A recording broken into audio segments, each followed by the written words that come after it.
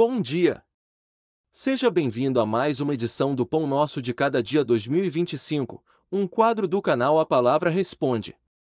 As reflexões deste ano continuam sendo baseadas na Maratona Bíblica 2025 da CCDP, intitulada The Way. Estamos lendo o Novo Testamento e Salmos, extraindo da leitura 360 palavras-chave para a nossa vida. São palavras que influenciarão nossa vida espiritual, emocional, familiar, profissional e muito mais. Participe conosco das reflexões trazidas diariamente pelo pastor Sinésio Santos. Deus te abençoe. Olá, meus queridos amigos, amados irmãos, mais uma vez aqui, pastor Sinésio, com as considerações da leitura de hoje. Mateus capítulo 27. Desse capítulo, extraí a seguinte palavra para nossa reflexão. Cruz. Cruz, que no hebraico pode-se falar etz. Vocês vão entender o pode-se daqui a pouquinho. E no grego é stauros.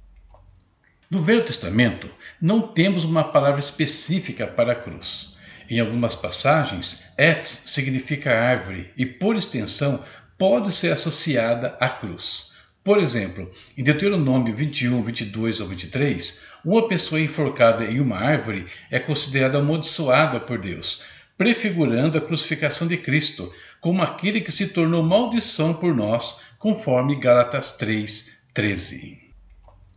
A árvore também simboliza julgamento e redenção. Em Números 21, 8 e 9, Moisés levanta uma serpente de bronze em um poste, num etz, e todos os que olhavam para ela eram curados de suas mordidas de serpente. Isto prefigura a crucificação de Cristo, onde a cruz se transforma no instrumento de cura e salvação para aqueles que olham para ele com fé, conforme João 3, 14 e 15.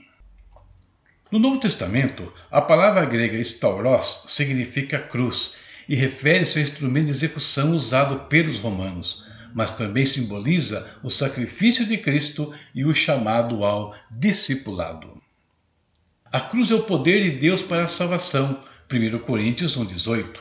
Logo, a cruz é um instrumento de redenção e não apenas de morte. Representa a vitória de Cristo sobre o pecado e a própria morte. Jesus usa a metáfora da cruz para descrever o chamado ao discipulado, Mateus 16, 24, já lemos.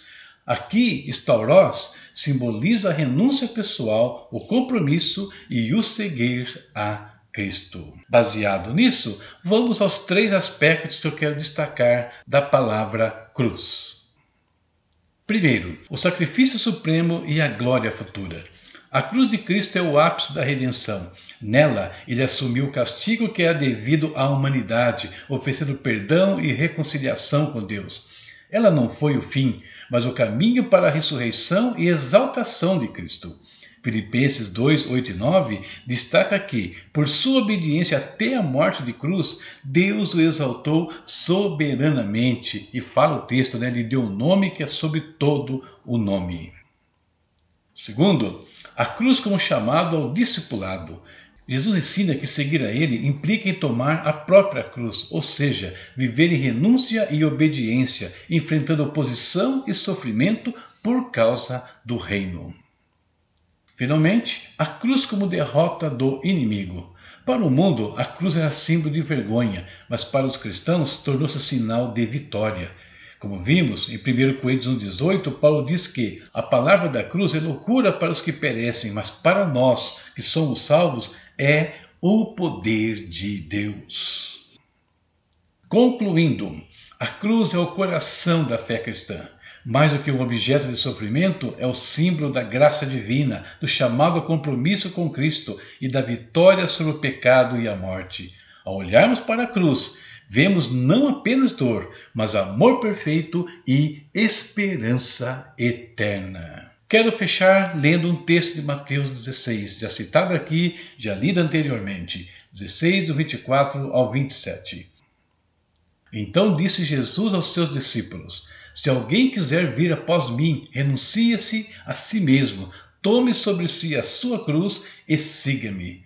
Porque aquele que quiser salvar a sua vida, perdê-la-á. E quem perder a sua vida por amor de mim, achá-la-á. Pois que aproveita um homem ganhar o mundo inteiro se perder a sua alma?